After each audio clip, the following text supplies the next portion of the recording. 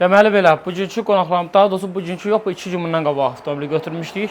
Avtomobili yaxınlaşdı bizim yanımıza. Avtomobil sahibi arxa kadrdadır, sadəcə özü düşmək istəmir. Yəqin işi ilə əlaqədar. Deməli, avtomobili yaxınlaşdı bizim yanımıza, yoxlanışını elədik, sepbaşmaq dəyişimini elədik.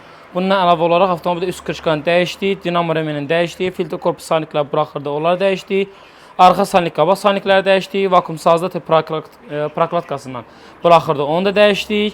Su baçokuda problem var idi, onu da dəyişdik. Bütün hamısı da orijinal olmaq şərti ilə və hal-hazırda yoxladıq. Avtomobil sahibinə də təhvil verilməyə hazırdır.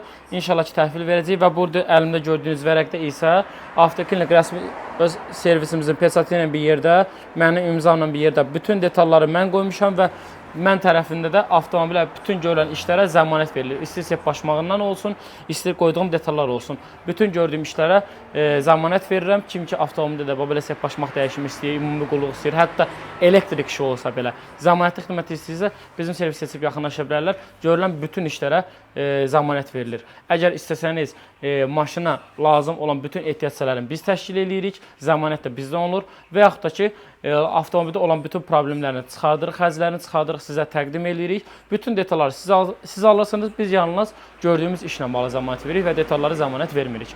Eləcə də bu avtomobildə bütün işləri biz gördük, hansı yürüyüş məsafəsində yanımıza yaxınlaşmışdı və bugünkü gün hansı yürüyüş məsafəsindədir. Bütün hamısını da yazdıq, gördüyüm işlərlə bağlı təqdim elədim sizlərə gördüyünüz kimi. Təşəkkürlər, izləmədə qalın, yorğunçuluqda yorulmuşam.